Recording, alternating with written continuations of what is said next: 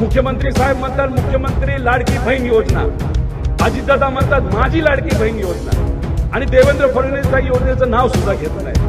अहो, या सरकारमध्ये इतका गोंधळ आहे. ती जी लाडकी बहीण योजना आहे ती चुकीची नाही असं मी म्हणणार नाही, पण त्याची व्याप्ती वाढवली पाहिजे. पण तुम्ही घाई गडबडीने ही योजना आणलेली आहे. आमच्या माता भगिनी 5-5 दिवस तिथं कार्यालयाच्या बाहेर उभे राहतात, तरी सुद्धा तुम्ही म्हणता हा कागद द्या, तो कागद द्या. आता लाडक्या बहिणींचा प्रचंड त्रास महाविकास आघाडीला होतो.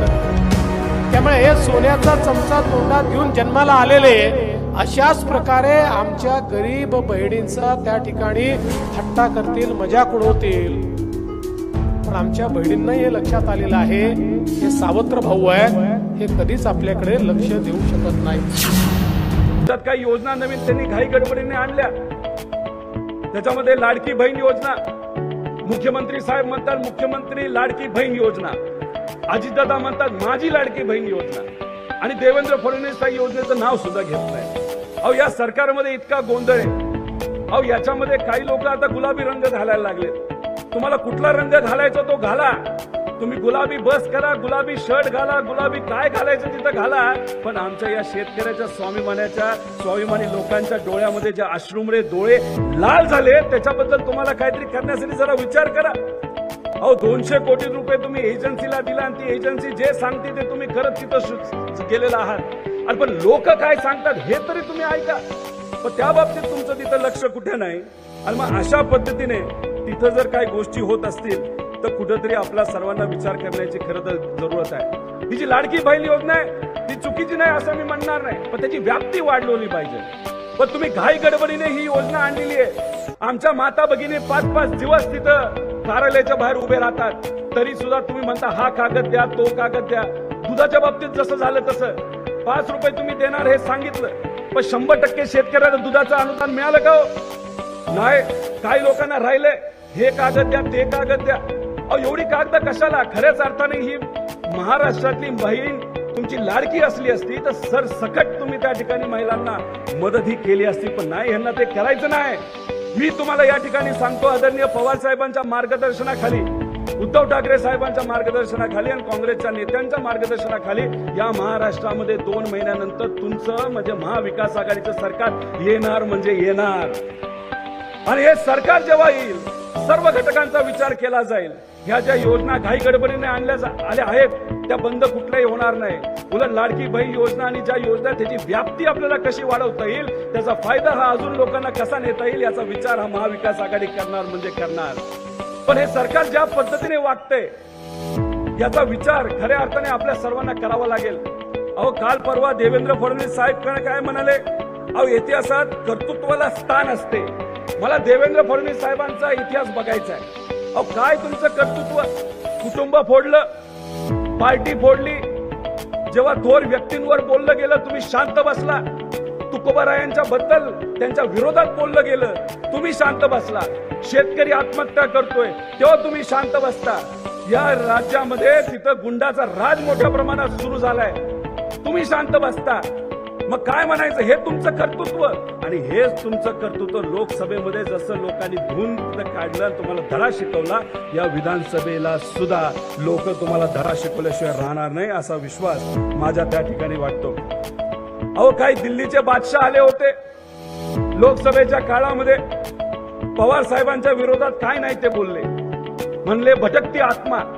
अहो, मला त्या बादशाला सांगायचं, लोकांनी दाखवून दिलं की पवार साहेब भटकती आत्मा नाही, इथं असणाऱ्या सामान्य लोकांची आणि स्वाभिमानी लोकांची आणि महाराष्ट्र धर्म टिकवणाऱ्या लोकांची ही पवार साहेब खऱ्या अर्थाने आत्मा आहे, जे आज या वयामध्ये सुद्धा आपल्या सर्वांसाठी ती लढते. महाराष्ट्राचं वातावरण आपण बदललेलं आहे. एक लाडकी बहीण योजना आपण तयार केली, 4-5% आपण पुढे चाललो. आता लाडक्या बहिणींचा प्रचंड त्रास महाविकास आघाडीला होतोय. ते रोज लाडक्या बहिणीवर बोलतायत. पहिले त्यांनी प्रयत्न करून पाहिला, कोर्टामध्ये गेले, हायकोर्टात गेले, ही योजना बंद करा. हायकोर्टाने ऐकलं नाही. हायकोर्टाने त्यांची पिटिशन फेटाळली. मग सांगितलं योजनेमध्ये पैसेच नाहीत. पुढच्या बजेट पर्यंतचे सगळे पैसे आपण ठेवल्यात, याचा दाखलाच आपण दिला, मग यांची थोबाडं बंद पडली. आता हे सांगतात 1500 रुपयांनी काय होतं. अरे बाबा, तुम्ही सोन्याचा चमचा तोंडामध्ये घेऊन जन्माला आले, पण या देशामध्ये, या राज्यामध्ये महिन्याला 1500 रुपयाचं महत्व काय आहे आमच्या गृहिणींना विचार, त्यांना समजतं. महिन्याच्या शेवटी जेव्हा मेळ बसवावा लागतो त्यावेळी या 1500 रुपयाचं मोल काय आहे हे त्यांना त्या ठिकाणी समजतं. पण जे लोक हॉटेलमध्ये जाऊन 1500 रुपयाची टिप देतात त्यांना याचं महत्व कधीच समजू शकत नाही. त्यामुळे हे सोन्याचा चमचा तोंडात घेऊन जन्माला आलेले अशाच प्रकारे आमच्या गरीब बहिणींचा त्या ठिकाणी थट्टा करतील, मजाक उडवतील. पण आमच्या बहिणींनाही हे लक्षात आलेलं आहे हे सावत्र भाऊ आहेत, हे कधीच आपल्याकडे लक्ष देऊ शकत नाही. या सावत्र भावांपासून सावधानच राहावं लागेल. आज 1 कोटीपेक्षा जास्त, जवळजवळ 1.5 कोटीपर्यंतची नोंदणी आपली पोहोचली आहे. येत्या 17 तारखेला जुलै आणि ऑगस्ट महिन्याचा हप्ता आपण लाडक्या बहिणींच्या खात्यामध्ये टाकणार आहोत आणि त्याच्यानंतरही ज्यांचे फॉर्म येतील सप्टेंबरमध्ये, ऑगस्ट मधल्या फॉर्मच्या बहिणींना जुलै, ऑगस्ट आणि सप्टेंबरचा हप्ता देणार आहोत. त्यामुळे कुठल्याच बहिणीला वंचित ठेवण्यात येणार नाही. आता अडचणी काही येतात. इतक्या वेगानं फॉर्म भरणं सुरू झालं की सर्व्हरच क्रॅश झाला, 3-4 दिवस बंद होतं. आम्ही सांगितलं काळजी करू नका, ऑफलाईन फॉर्म द्या, तेही फॉर्म आम्ही स्वीकारू. माझी भारतीय जनता पक्षाच्या कार्यकर्त्यांना एवढीच विनंती आहे, आपली योजना आहे, म्हणजे हे जे सावत्र भाऊ आहेत हे किती नटवरला आलाय बघा.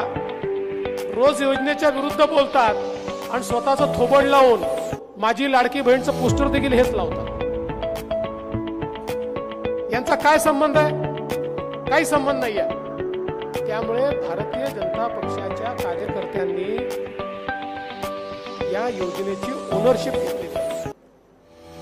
आपण या योजनेमध्ये ज्यांचे फॉर्म भरले गेले नाहीत त्यांचे फॉर्म भरले पाहिजे, ज्यांचे भरले गेले आहेत त्यांचा नंबर इश्यू झाला की नाही पाहिला पाहिजे, त्यांच्या अडचणी दूर केल्या पाहिजेत आणि सगळ्यात महत्वाचं संपर्कात राहिलं पाहिजे. लाडक्या बहिणींना त्यांचे लाडके भाऊ कोण आहे हे आपल्या माध्यमातून पोचलं पाहिजे.